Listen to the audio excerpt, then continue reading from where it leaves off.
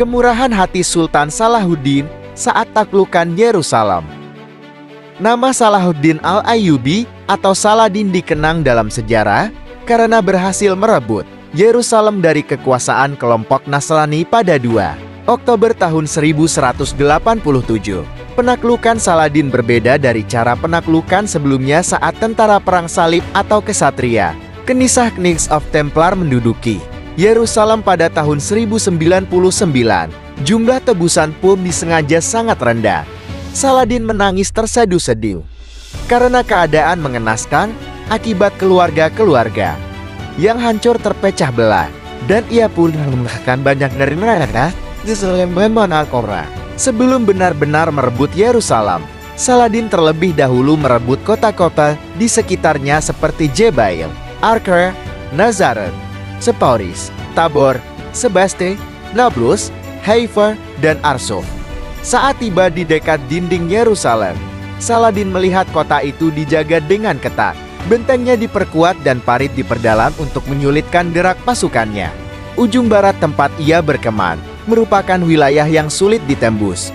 Hal itu dilakukan sebab lokasi itu merupakan kunci untuk memasuki kota. Untuk menembus pertahanan, Saladin menggunakan ketapel raksasa dan mengerahkan pasukan pemanah.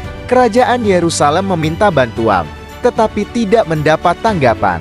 Saladin dan pasukannya mengepung Yerusalem dari 20 September hingga 2 Oktober tahun 1187. Kesatria Kenisar, belian dari Ibelin yang mewakili kerajaan Yerusalem pun datang berunding dengan Saladin. Namun, perundingan itu buntu. Akan tetapi, balian masih memiliki taktik bumi hangus. Jika Saladin tak menurutinya, ia beresiko kehilangan kota yang didamba-dambakan selama ini. Hanya dengan perjanjian damai, ia yakin akan mendapat yang diinginkan. Jadi lebih karena alasan taktis daripada alasan pribadi, sehingga dia mengabaikan pembalasan dendam dan pengampunan. Ketentuan penyerahan diri pun dilaksanakan pada 2 Oktober tahun 1187. Orang-orang Kristen menembus dirinya dengan membayar 10 dinar untuk laki-laki, 5 dinar perempuan, 1 dinar untuk anak-anak yang harus dibayar dalam waktu 40 hari. Bagi mereka yang tidak mampu membayar, harus bersiap untuk menjadi budak. Tak hanya itu, kuda-kuda serta perlengkapan perang juga harus diserahkan. Saladin juga menghargai anak-anak. Mereka yang datang diberi jubah dan makanan.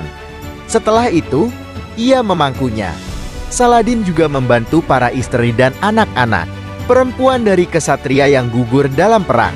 Saladin tidak pernah sebahagia ini, seperti yang ditulisnya dengan bangga kepada Khilafah, bahwa dia telah memenuhi tujuan utamanya, menyatukan Islam, orang-orang Muslim, membalaskan dendam mereka atas penaklukan Yerusalem, dan semua dicapai tanpa pertumpahan darah dan kehancuran. Sebagaimana saat kaum Nasrani merebutnya, Islam menang 2 kali, secara militer dan secara moral. Itulah sepenggal kisah dan gambaran tentang penaklukan Yerusalem oleh ksatria Islam pada zamannya, yaitu Salahuddin Al-Ayyubi atau dikenal juga dengan nama Saladin. Semoga kisahnya dapat menginspirasi kita semua. Amin.